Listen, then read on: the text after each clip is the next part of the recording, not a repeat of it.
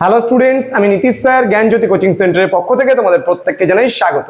তো আজকে তোমাদের পড়াবো আমি ফিলোসফির অতি গুরুত্বপূর্ণ একটা টপিক, সেটা হলো চারবাক দর্শন থেকে একটা ছোট্ট একটা প্রশ্ন, এবং সেটা কিন্তু খুবই গুরুত্বপূর্ণ তোমাদের পরীক্ষার পারপাসে। তো কি আজকের এই প্রশ্ন, ক্লাসটি শুরু করব। দেখো, আজকের প্রশ্নটি হলো চারবাক মতে আত্মা কি। আজকের কোশ্চেন্স বা প্রশ্ন, চারবাক মতে আত্মা কি বা আত্মা বলতে কি বোঝো। এবার এখানে যদি বলে চারবাক মতে দেহাত্মবাদ কি, যদি প্রশ্ন করে চারবাক মতে ভূত চৈতন্যবাদ কি, সেম জিনিস।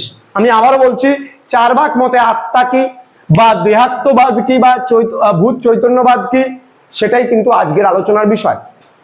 বিস্তারিতভাবে ক্লাসটা আলোচনা করব। যারা রেগুলারলি আমার ফিলোসফি ক্লাসটা করছো তারা অবশ্যই ধৈর্য ধরে শেষ অবধি ক্লাসটি দেখবে, শুনবে, দেখবে অবশ্যই আজকের এই ক্লাসটা যেই উদ্দেশ্য নিয়ে আমি আসছি তোমাদের সামনে, সেই উদ্দেশ্যটা তোমাদের পূরণ হবে। অর্থাৎ তোমাদের বুঝিয়ে দেব যে চারবাক মতে আত্মা কি।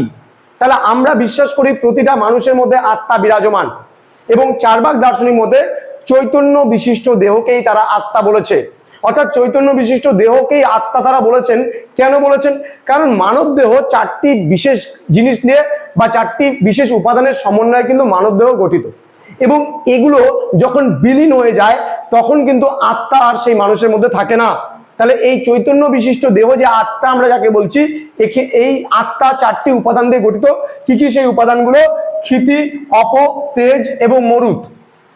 এই চারটা উপাদান দিয়ে কিন্তু মানুষের দেহ গঠিত হয়। বোঝা গেল? তাহলে দেখো আত্মা কি এবং আত্মা কোথায়। দেখো, প্রতিটা মানুষের মধ্যে আমরা বিশ্বাস করি কি আত্মা বিরাজমান, এবং এই যে চৈতন্য দেহ আছে, চৈতন্য বিশিষ্ট দেহ, এটাই হচ্ছে আত্মা। অর্থাৎ আমরা যতদিন ধরে আত্মার অস্তিত্ব আছে, আমাদের দেহের অস্তিত্ব রয়েছে। তাহলে যখন আত্মার অস্তিত্ব থাকবে না, তখন কিন্তু এই দেহের কেউ কিন্তু 5 পয়সাও ভ্যালু দেবে না। তাহলে এখানে কি বলেছে দেখো, যে চৈতন্য দেহ থেকেই জাত, চৈতন্য দেহ থেকেই জাত, এবং দেহকে কেন্দ্র করেই চৈতন্যের জন্ম। তাহলে চৈতন্যের জন্ম কি করে হয়? বলছে দেহকে কেন্দ্র করেই কিন্তু চৈতন্যের জন্ম হয়। তাহলে দেহকে কেন্দ্র করে তোমার যে মানে আত্মা, সেই আত্মার কিন্তু উদ্ভব হচ্ছে বা আত্মার কিন্তু জন্ম হচ্ছে। তাহলে দেহ নেই, তাহলে আত্মা কিন্তু সেখানে থাকতে পারছে না, বা আত্মা নেই, সেখানে দেহরও কিন্তু কোনো অস্তিত্ব নেই। এখানে বলেছে যে চারবাকরা কি বলেছেন, দেহই আত্মা। অর্থাৎ দেহ আছে মানে আত্মা আছে, দেহটাকেই আত্মা বলেছেন তারা। এবং চৈতন্য হচ্ছে দেহের গুণ। তাহলে চৈতন্য হচ্ছে দেহের একটা গুণ। এবং তারা কি বলেছেন? বলেছেন দেহ বিনষ্ট হওয়ার সঙ্গে সঙ্গে এই যে চৈতন্য, সেই চৈতন্যরও কিন্তু বিনাশ হয়। অর্থাৎ দেহ যখন শেষ হয়ে যায়, তখন এই যে আমি বললাম ক্ষিতি, অপ, তেজ, মরুত, এগুলোও কিন্তু বিনাশ হয়ে যায়, এগুলোও কিন্তু শেষ হয়ে যায়, এগুলোও কিন্তু আর মানুষের মধ্যে কিন্তু থাকে না। কি বলছে?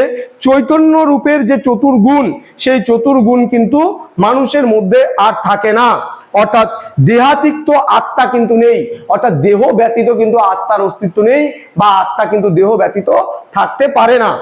আত্মা সম্পর্কে চারবাকদের এই মত, যে আত্মা সম্পর্কে চারবাকরা যে মত দিয়েছেন, অর্থাৎ বলেছেন যে ক্ষিতি, অপ, তেজ, মরুত, এগুলোর সমন্বয়ে যে দেহ গঠিত হয়, এবং চৈতন্য বিশিষ্ট দেহ যে আত্মা, এবং এই আত্মা সম্পর্কিত চারবাকদের যে অভিমত, তাকেই বলা হয়েছে এখানে দেহাত্মবাদ, এখানে বলা হয়েছে ভূত চৈতন্যবাদ। তো আশা করি আজকের এই ছোট প্রশ্নটা তোমাদের বোঝাতে পারলাম, এবং তোমরা বুঝতে পারলে যে দেহাত্মবাদ কি, তোমরা বুঝতে পারলে ভূত চৈতন্যবাদ কি। তো এই ক্লাসটি অবশ্যই ভালো লাগলে লাইক, কমেন্ট, শেয়ার, সাবস্ক্রাইবের আশা রাখলাম। তোমরা যদি অনলাইনে আমাদের ক্লাস জয়েন করতে চাও, আমাদের কাছে পড়তে চাও, তাহলে অবশ্যই যোগাযোগ করতে পারো। আমাদের অফিসিয়াল নাম্বার এখানে দেওয়া আছে, এবং কোর্স ফিটা আমাদের নাম্বারে ফোন করে তোমরা বা মেসেজ করে জেনে নিতে পারো। তোমাদের কোর্স ফি রয়েছে একেবারে তোমাদের সাধ্যের মধ্যে, পুরো প্যাকেজটা আমাদের সেন্টার থেকে কিন্তু তোমরা পেয়ে যাচ্ছ। দেখা হচ্ছে খুব তাড়াতাড়ি পরবর্তী একটা নতুন ক্লাস নিয়ে। তোমরা প্রত্যেকে ভালো থেকো, সুস্থ থেকো। Thank you so much. Thanks for watching. After all, thank you.